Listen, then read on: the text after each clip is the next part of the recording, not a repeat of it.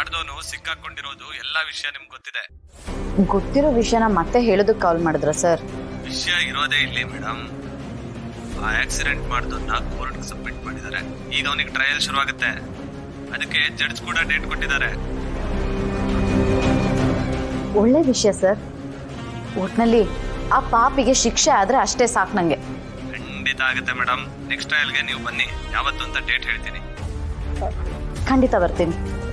ಹಾಗೆ ಇನ್ನೊಂದು ವಿಷಯ, ನೀವು ಕೋರ್ಟಿಗೆ ಬಂದಾಗ ನಿಮ್ಮನ್ನ ಕಟ್ಟೆ ಕರೆದು ಪ್ರಶ್ನೆ ಮಾಡ್ತಾರೆ. ಅಂದ್ರೆ ಆಕ್ಸಿಡೆಂಟ್ ಆಗಿದ್ರು ಯಾಕೆ ಇಷ್ಟು ಲೇಟ್ ಕಂಪ್ಲೇಂಟ್ ಫೈಲ್ ಮಾಡಿದ್ರಿ, ಈ ಕಂಪ್ಲೇಂಟ್ ಕೊಟ್ಟಿರೋ ಉದ್ದೇಶ ಏನು ಅಂತ ಆಪೋಸಿಟ್ ಲಾಯರ್ ಅಥವಾ ಜಡ್ಜು ಪ್ರಶ್ನೆ ಮಾಡ್ಬೋದು. ಅದಕ್ಕೆ ಏನು ಉತ್ತರ ಕೊಡ್ಬೇಕು ಅದನ್ನ ನಾನು ಹೇಳ್ಕೊಡ್ತೀನಿ. ನೀವು ಅಷ್ಟು ಹೇಳಿದ್ರೆ ಸಾಕು. ಉಳಿದಿದ್ದೆಲ್ಲ ನಾನು ನೋಡ್ಕೋತೀನಿ. ಸರಿ ಸರ್, ನೀವು ಹೇಗೆ ಹೇಳ್ತೀರಾ ಹಾಗೆ.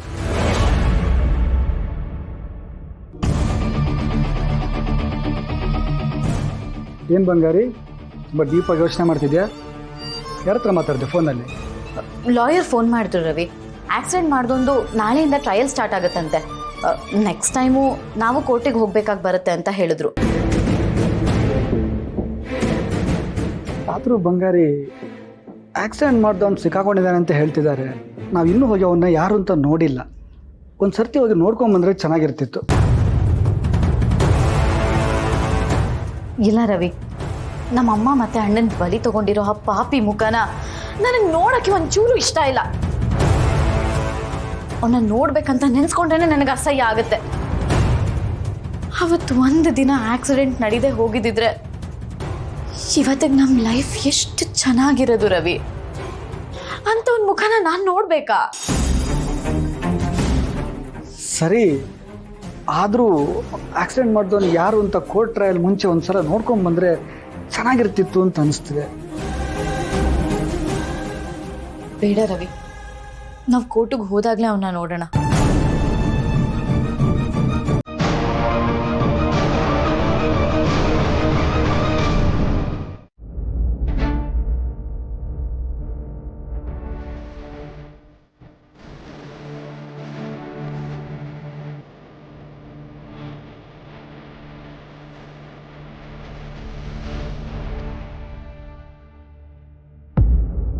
ಮೇಡಮ್ ಅವರೇ, ಯಾವ್ದು ತಿಂತೀರಾ?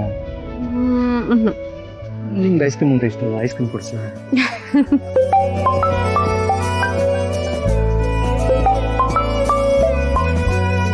ಅದಕ್ಕೆ ಫೋನ್ ಮಾಡ್ತಿದ್ದಾರೆ. ಅದೇನಂತ ತೆಗೆದು ಮಾತಾಡಿ ಮೇಡಮ್ ಅವರೇ. ಹಾ, ಹೇಳಿ ಅದಕ್ಕೆ.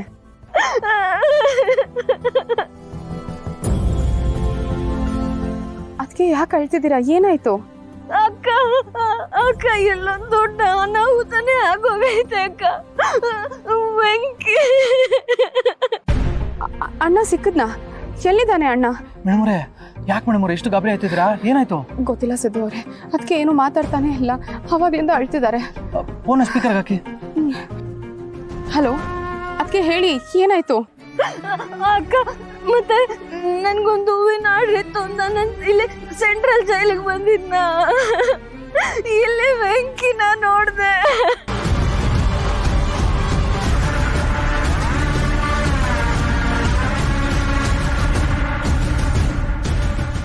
ಅಣ್ಣ ಜೈಲಲ್ಲಿದ್ದಾನ?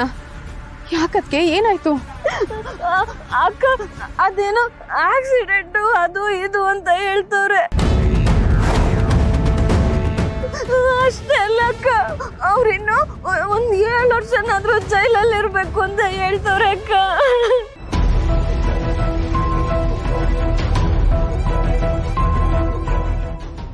ನನ್ಗೆ ಏನ್ ಮಾಡ್ಬೇಕು ಅಂತಾನೆ ಗೊತ್ತಾಗ್ತಾ ಇಲ್ಲ.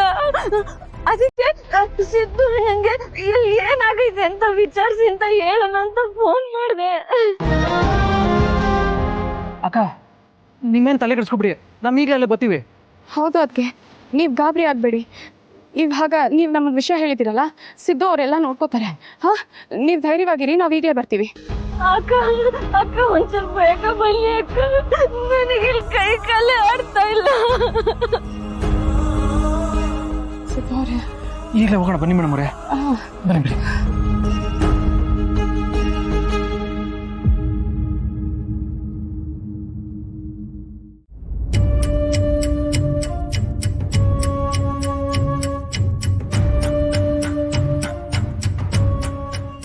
ಸರ್ ನಮ್ಗೇನು ಮಾಡಬೇಕು ಅಂತ ತೋಚ್ತಾನೆ ಇಲ್ಲ ಸರ್, ನೀವು ಏನಾದರೂ ಒಂದು ಮಾಡಬೇಕು. ಸಿದ್ದೇಗೌಡ್ರೆ ನೀವೇನೂ ತಲೆ ಕೆಡಿಸ್ಕೋಬೇಡಿ. ನನ್ಗೆ ಎಂತೆಂಥ ಕೇಸ್ ಹ್ಯಾಂಡಲ್ ಮಾಡಿದ್ದೀನಿ. ಇದು ಯಾವ ಮಹಾ ನೋಡ್ತಾ ಇರಿ, ಚಿಟ್ಕೆ ಹೊಡೆದ್ರೆ ಮಾಡಿಬಿಡ್ತೀನಿ. ಅಂದಹಾಗೆ ಅವ್ರ ಹೆಸರೇನಂದ್ರೆ? ಅವ್ರ ಹೆಸರು ಬೆಂಕಿ ಅಂತ.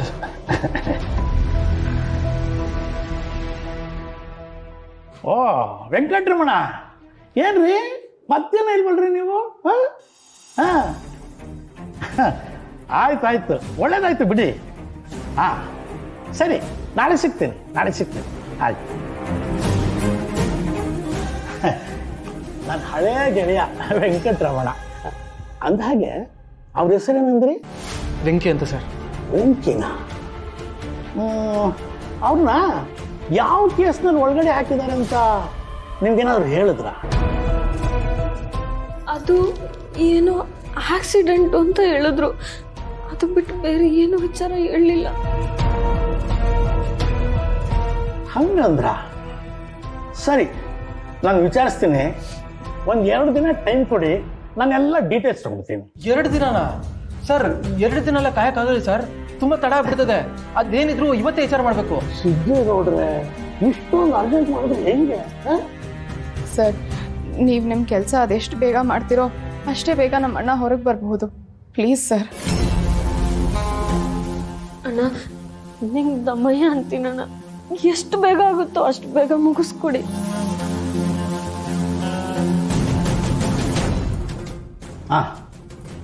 ಸರಿನಮ್ಮ, ನನಗೆ ಸ್ವಲ್ಪ ಟೈಮ್ ಕೊಡಿ. ನಾನು ಡೀಟೇಲ್ಸ್ ಎಲ್ಲ ಕಲೆಕ್ಟ್ ಮಾಡಿ ನಾನೇ ನಿಮಗೆ ಫೋನ್ ಮಾಡ್ತೀನಿ. ಏನು ಗೌಡ್ರೆ? ಸರಿ ಸರ್, ನಾವು ಇಲ್ಲೇ ಎಲ್ಲಾದರೂ ಇರ್ತೀವಿ. ನಿಮ್ಮ ಫೋನ್ ಮಾಡಿದ ತಕ್ಷಣ ಬಂದ್ಬಿಡ್ತೀವಿ. ಹಂಗೆ ಮಾಡಿ. ಮೇಡಮ್ ಅವರೇ ಬನ್ನಿ, ಹೋಗುವ. ಅಕ್ಕ ಬನ್ನಿ.